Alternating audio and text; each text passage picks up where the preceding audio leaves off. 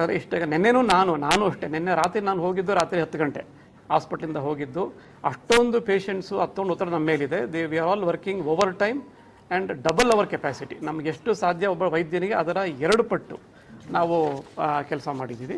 ಈಗ ನಾನು ಜೂನ್ 1 ತಿಂಗಳು ಡೆತ್ತನ್ನು ನಾನು ಕೊಡ್ತೀನಿ. ಕೆಲವು ದಿವಸ 0 ಡೆತ್ಸು, ಕೆಲವು ದಿನ ಬರೀ 1 ಡೆತ್ತು, 2, 4 ಇದು ನಿನ್ನೆ ಒಂದೇ ದಿವಸ 11 ಡೆತ್ ಆಗಿರೋದು. ಅದರ್ವೈಸ್ ಜೂನ್ದು ಫುಲ್ ಡೇಟಾ ನಿಮಗೆ ನಾನು ಕೊಡ್ತೀನಿ ಆಯಿತಪ್ಪ. ದಿನವಹಿ ಇದು ಅಡ್ಮಿಷನ್ ಎಷ್ಟು, ಫಾರ್ ಎಕ್ಸಾಂಪಲ್ 63 ಜನ ಅಡ್ಮಿಟ್ ಆದರೆ 1 ಡೆತ್ ಆಗಿದೆ. ಸೊ ವಿಸಿಟ್ ಅಕ್ಸೆಪ್ಟಬಲ್ ಅಂತ ನೀವೇ ಹೇಳಬೇಕು ನನಗೆ ಆಯಿತಾ. ನನಗೆ ಪ್ರತಿಯೊಂದಕ್ಕೂ ಡೇಟಾ ಇದೆ ಆಯಿತಾ. ಸೊ ನಿನ್ನೆ ಒಂದು ದಿವಸ ಲಿಟಲ್ ಅನ್ಯೂಷಲ್, ಅದು ನಮ್ಮ ದುರದೃಷ್ಟ. ನಿನ್ನೆನೇ ಈ ಪ್ರಾಬ್ಲಮ್ ಆಯಿತು. ಸೊ ಬಟ್ ವೈದ್ಯರು ಎಲ್ಲರೂ ಡ್ಯೂಟಿ ಮೇಲೆ ಇದ್ದರು. ಡಾಕ್ಟರ್ ಶ್ರೀನಿಧಿ ಅವರು ನಿನ್ನೆ consultant senior doctor on duty. ಈಗ ನಿನ್ನೆ ಏನಾಗಿದೆ, ನಮ್ಮ ಹಾಸ್ಪಿಟಲ್ ಅನ್ಯೂಷಲ್ ಆಗಿ ಜಾಸ್ತಿ ಡೆತ್ಸ್ ಆಗಿದೆ. ನಿನ್ನೆ ಬೆಳಗ್ಗೆ 8 ಗಂಟೆಯಿಂದ ಇವತ್ತು ಬೆಳಗ್ಗೆ 8 ಗಂಟೆವರೆಗೂ ನನ್ನ ಹತ್ರ ಸ್ಟ್ಯಾಟಿಸ್ಟಿಕ್ಸ್ ಇದೆ. ಒಂದು 11 ಜನ ಪೇಷಂಟು ನಿನ್ನೆ ಡೆತ್ ಆಗಿದ್ದಾರೆ. ಅದೇನಾಗಿದೆ, ಅದರಲ್ಲಿ ಇರೋರೆಲ್ಲ ಆಲ್ಮೋಸ್ಟು ತುಂಬ ಸೀರಿಯಸ್ ಆಗಿರೋ ಪೇಷಂಟ್ಸು. ಈಗ ಏನಾಗುತ್ತೆ, ನಮ್ಮದು ಟರ್ಷರಿ ಕೇರ್ ರೆಫರಲ್ ಹಾಸ್ಪಿಟ್ಲು. ಈಗ ಮೈಸೂರು ಸುತ್ತಮುತ್ತಲಿನ 5 ಜಿಲ್ಲೆಗಳಿಗೆ ಇದೊಂದೇ ಹಾರ್ಟ್ ಹಾಸ್ಪಿಟ್ಲ್ ಇರೋದು. ನಮಗೆ ಎಲ್ಲ ಕಡೆಯಿಂದನೂ ಪೇಷಂಟ್ಸು ರೆಫರ್ ಆಗ್ತಾರೆ. ಸಾಮಾನ್ಯವಾಗಿ ಸಿಂಪಲ್ ಕೇಸಲ್ಲಿ ಅಲ್ಲೇ ಟ್ರೀಟ್ಮೆಂಟ್ ಸಿಗುತ್ತೆ. ಸೀರಿಯಸ್ ಆದವ್ರನ್ನಷ್ಟೇ ಅವರು ಮಡಿಕೇರಿಯಿಂದ ಚಾಮರಾಜನಗರದಿಂದ ನಮ್ಮ ಹಾಸ್ಪಿಟ್ಲಿಗೆ, ಇನ್ನು ಸೀರಿಯಸ್ ಸ್ಟೇಟ್ ಅವರು ರೆಫರ್ ಆಗಿ ಬರ್ತಾರೆ. ಸುಮಾರು ಜನ ಅಡ್ಮಿಟ್ ಆಗೋ ಟೈಮಲ್ಲೇ ಸೀರಿಯಸ್ ಇರ್ತಾರೆ ಅವರು. ಅದನ್ನು ನಾವು ಅವ್ರ ಹತ್ರ ಇಂಟ್ರ್ಯಾಕ್ಟ್ ಮಾಡಿ ಹೇಳಿರ್ತೀವಿ, ನಿಮ್ಮ ಪೇಷಂಟ್ ಸೀರಿಯಸ್ ಇದ್ದಾರೆ, ಬದುಕಲಿಕ್ಕೆಲ್ಲ ಪ್ರಯತ್ನ ಮಾಡ್ತೀವಿ ಅಂತ. ಸೊ ನಿನ್ನೆ ಅನ್ಯೂಷಲಿ ಸ್ವಲ್ಪ ಜಾಸ್ತಿ ಡೆತ್ಸ್ ಆಗಿದೆ. ಹಾಗಾಗಿ ನಮ್ಮಲ್ಲಿ ಸ್ವಲ್ಪ ಡೆತ್ ರೇಟು ಜಾಸ್ತಿನೇ ಇರುತ್ತೆ. ಆದರೂ ನಾನೊಂದು ಸ್ಟ್ಯಾಟಿಸ್ಟಿಕ್ಸ್ ತೊಗೊಂಡಿದ್ದೀನಿ. ಫಾರ್ ಎಕ್ಸಾಂಪಲ್, ಈಗ ನಾವು ಕಳೆದ ವರ್ಷ ನಾವು ಇಡೀ ಹಾಸ್ಪಿಟಲ್ ಅಡ್ಮಿಷನ್ಸ್ ತೊಗೊಂಡ್ರೆ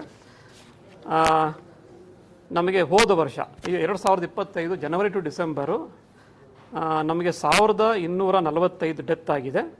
21,500 ಅಡ್ಮಿಷನ್ಸಲ್ಲಿ. ಅಂದರೆ ನಮಗೆ ಡೆತ್ ರೇಟು ಟೋಟಲು 5.7% ಹೋದ ವರ್ಷ. ಅಂದರೆ 100 ಜನ ಅಡ್ಮಿಟ್ ಆದರೆ 5 ರಿಂದ 6 ಜನ ತೀರ್ಕೊಳ್ತಾರೆ. That is the death rate on on average ಕಳೆದ ವರ್ಷದ್ದು ಇದು. ಈ ವರ್ಷದ ಡೇಟಾನು ನಾನು ತೊಗೊಂಡಿದ್ದೀನಿ. ಆಮೇಲೆ ಇಯರ್ ವೈಸ್ ನಾವು ಈ ಹಾಸ್ಪಿಟ್ಲೇ ಪ್ರಾರಂಭ ಆದಾಗಿಂದ 2010ರಿಂದ ತೊಗೊಂಡ್ರೂ ನನ್ನ ಹತ್ರ ಡೇಟಾ ನಿಮಗೆ ಒಂದು ಕಾಪಿ ಕೊಡ್ತೀನಿ. About 6 to 8% is the average death rate. 100ಕ್ಕೆ 6 ರಿಂದ 8 ಜನ ನಮ್ಮ ಹಾಸ್ಪಿಟಲಲ್ಲಿ ತೀರ್ಕೊಳ್ತಾರೆ. ಇದೊಂದು. ಮತ್ತು ಈ ವರ್ಷ ಡೇಟಾನೂ ಇದೆ. About 5 to 6%. ಇದು international standard. Referral hospital tertiary care, this is the accepted mortality.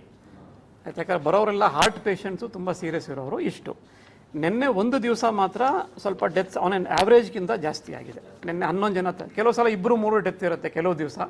Average out ಮಾಡಿದಾಗ ಅಬೌಟ್ 6% ಪೇಷಂಟ್ಸು. ಹೌದು, ಹೇಳ್ತೀನಿ. ಈಗ ನಿನ್ನೆ ಆಗಿರೋ ಡೆತ್ತಲ್ಲಿ ದೇವರ್ ಆಲ್ 80 ವರ್ಷ 70 ವರ್ಷ ಸೀರಿಯಸ್ ಹಾರ್ಟ್ ಅಟ್ಯಾಕ್ ಆಗಿರೋರು, ಹಾರ್ಟ್ ವೀಕ್ ಆಗಿರೋರು, ಈ ಥರದ ಹಾರ್ಟ್ ಫೇಲ್ಯೂರ್ ಪೇಷಂಟ್ಸು ಎಲ್ಲ ಡೇಟಾ ನಂತರ ಪ್ರತಿಯೊಂದು ಬರ್ಕೊಂಡಿದ್ದೀನಿ ನಾನು. They were all very sick and almost in the death bed. ಇಂಥವರು ತೀರ್ಕೊಂಡಿದ್ದಾರೆ. ಚೆನ್ನಾಗಿದ್ದವನು ಸತ್ತೋಗ್ಬಿಟ್ಟು ಅನ್ನೋದು ಇದರಲ್ಲಿ ಯಾರೂ ಇಲ್ಲ ಆಯಿತಾ. ಇಷ್ಟಾಯಿತು. ಇನ್ನೊಂದು ಆರೋಪ ಏನಂದರೆ ಡಾಕ್ಟರ್ಸ್ ಇರಲಿಲ್ಲ ನಿನ್ನೆ ಅನ್ನೋದೊಂದು ಆರೋಪ. ಅದಕ್ಕೆ ಆ ಡಾಕ್ಟರ್ನೇ ಕರ್ಕೊಂಬಂದಿದ್ದೀನಿ ಆಯಿತಾ. ಇವರು doctor Srinidhi, he was on duty yesterday. ನಿನ್ನೆ 24 hours ಅವರೇ ಹಾಸ್ಪಿಟಲ್ ಇದ್ದರು, ಇಲ್ಲೇ ಮಲಗಿದ್ರು. ಪೇಷಂಟ್ ರಿಲೇಟಿವ್ಸ್ ಯಾರು ಆರೋಪ ಮಾಡಿದ್ದಾರೆ ಅವ್ರ ಹತ್ರನೂ ಅವ್ರು ಇಂಟ್ರ್ಯಾಕ್ಟ್ ಮಾಡಿದ್ದಾರೆ. ನಮ್ಮ ಹತ್ರ CCTV ಫುಟೇಜ್ ಎಲ್ಲ ಇದೆ. ಆಮೇಲೆ ಇನ್ನೂ 2 ಡಾಕ್ಟರ್ಸ್, ಒಬ್ಬರು DM ಮಾಡ್ತಾ ಇರೋ ಪೋಸ್ಟ್ ಗ್ರಾಜುಯೇಟ್, ಅಂದರೆ ಅವ್ರ ಕ್ವಾಲಿಫಿಕೇಷನ್ MBBS, ಅದಾದಮೇಲೆ MD, 1-2 ವರ್ಷ ಆಗಲೇ DM ಕೋರ್ಸ್, ಇನ್ನು 1 ವರ್ಷಕ್ಕೆ ಅವರು ಡಿಗ್ರಿ ತಗೋತಾರೆ DM. ಅವರು 2 ಡಾಕ್ಟರ್ಸ್ ನಿನ್ನೆ ಡ್ಯೂಟಿಯಲ್ಲಿದ್ದರು. ಕ್ಯಾಶುಯಾಲಿಟಿಯಲ್ಲಿ ಒಬ್ಬರು, ICCU ಏರಿಯಾದಲ್ಲಿ ಒಬ್ಬರು, ಇವರೊಬ್ಬರು. ನಿನ್ನೆ ನೈಟು 3 ಜನ ಡಾಕ್ಟರ್ಸು ರೌಂಡ್ ಫುಲ್ ಡ್ಯೂಟಿಯಲ್ಲಿದ್ದರು. ಅವರು ಪೇಷಂಟ್ಸ್ ಎಲ್ಲ ಅಟೆಂಡ್ ಮಾಡಿದ್ದಾರೆ, ಅವ್ರ ಕಡೆಯವ್ರ ಹತ್ರ ಇಂಟ್ರ್ಯಾಕ್ಟ್ ಮಾಡಿದ್ದಾರೆ.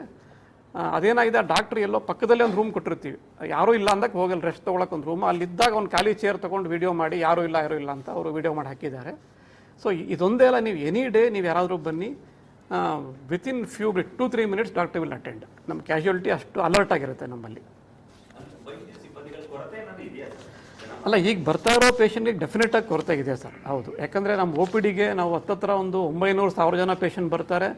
ನಾವು 6-7 ಡಾಕ್ಟರ್ಸ್ ಅದನ್ನು ಕ್ಲಿಯರ್ ಮಾಡಬೇಕು. ಸೊ ಡಾಕ್ಟರ್ಸ್ ಇನ್ನೂ ಹೆಚ್ಚಿದ್ರೆ ಇನ್ನೂ ಒಳ್ಳೆ ಸರ್ವಿಸ್ ನಾವು ಕೊಡಬಹುದು.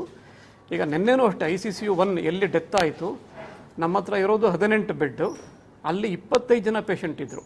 ಬಿಕಾಸ್ ಎಲ್ಲನೂ ಬಿಕಾಸ್ ದೇ ವಿಲ್ ಒಂದು ಸಲ ಬಂದ ಮೇಲೆ ಬೇರೆ ಹಾಸ್ಪಿಟಲ್ ಹೋಗೋಕೆ ಅವ್ರಿಗೆ ಅಫೋರ್ಡಬಿಲಿಟಿ ಇರೋದಿಲ್ಲ, ಹೋಗೋಕೆ ರೆಡಿನೂ ಇರೋಲ್ಲ. So we have to accommodate them. ಅವರೆಲ್ಲನೂ ಒಂದು 10 ಜನ ಪೇಷಂಟು ಟ್ರಾಲಿ ಮೇಲೆ ಮಲ್ಕೊಂಡು ಅವ್ರಿಗೆ ಟ್ರೀಟ್ಮೆಂಟ್ ನಾವು ಕೊಡ್ತಾಯಿದ್ವು.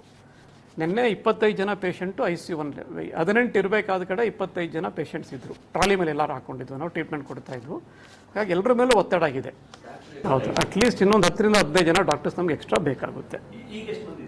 ಹೌದು, ಈಗ ನಮ್ಮಲ್ಲೊಂದು 65 ಜನ ಎಲ್ಲ ಡಾಕ್ಟರ್, ಎಲ್ಲ ಸ್ಪೆಷಾಲಿಟಿ ಸೇರಿ ನಾನು ಹೇಳ್ತಾ ಇದ್ದೀನಿ.